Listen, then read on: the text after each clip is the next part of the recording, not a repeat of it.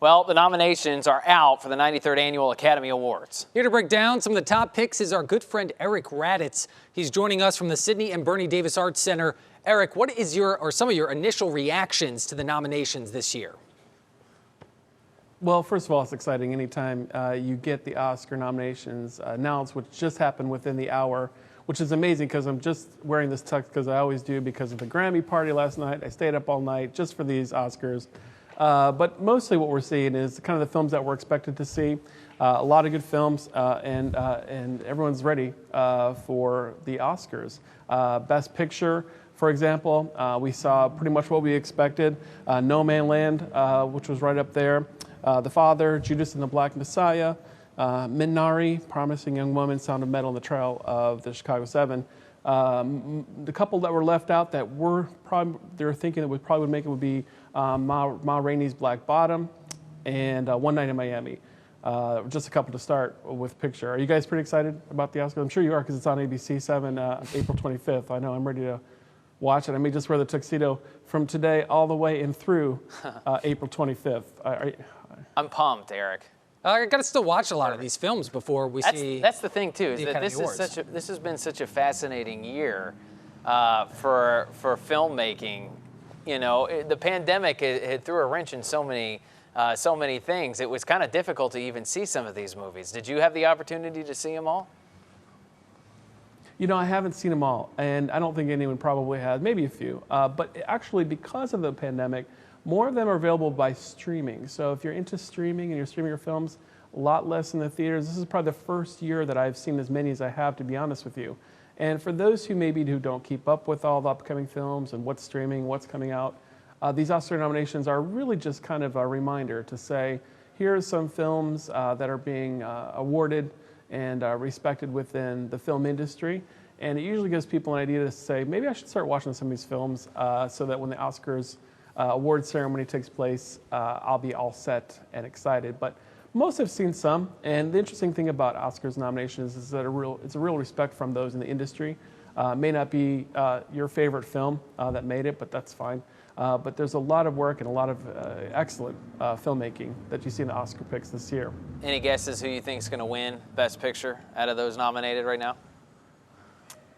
Well, yeah, I'm going with No Man Land, although Judas and the Black Messiah was very strong. And again, it's anyone's guess. And there is a reason why when they open up that Best Picture envelope on the Oscars evening, there is some mixed excitement and there's sometimes gasps, is because it could be anyone's guess.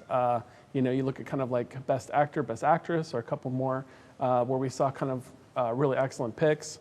Riz Ahmed from Sound of Metal, Chadwick Boseman, who we know lost to cancer this year, in Ma Rainey's Black Bottom.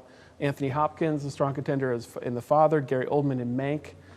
Steve Yeun in Minari. And then for actresses, Viola Davis, Andra Day, who played United States in Billie Holiday, Vanessa Kirby, Frances McDormand. Just such amazing performances from each of these in their own categories. I think Mank actually got the most nominations this year. It's a story about Mankiewicz, who wrote Citizen Kane, and it's done by David Fisher, I believe.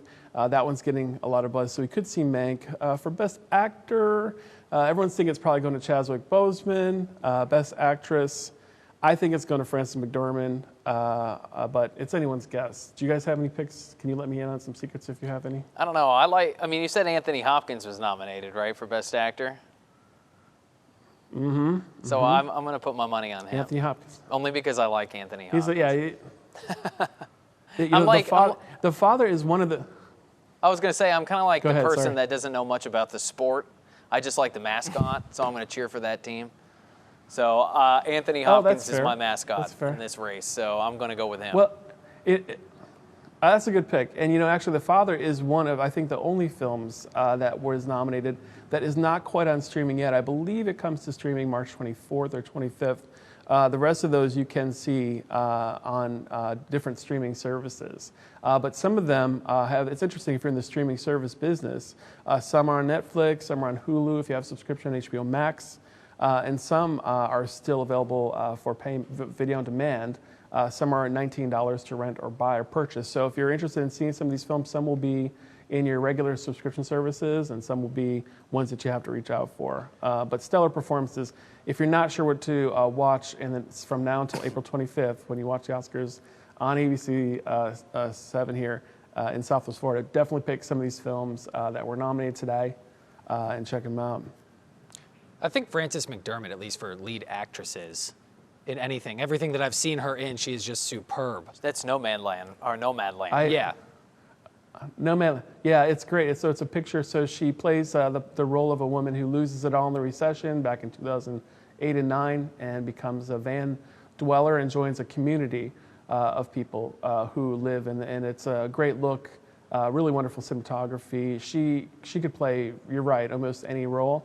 But if you haven't seen Nomadland, you'll really enjoy it if you take a look at it. I think she's probably up there. Andra Day for United States vs. Billie Holiday did a superb performance of Billie Holiday. I think she has a good chance. She actually won the Golden Globe over Frances, and she plays Billie Holiday. And one interesting note about Andra Day, she was a singer before she took the role as Billie Holiday. And for those of you who love Billie Holiday, as I do, you might not recognize or know, but she actually sings all of the Billie Holiday songs, and she sings them, I don't want to say almost as well as Billie Holiday, but I'm going to go ahead and say Andra Day sings almost as well as Billie Holiday, in addition to playing the role of her.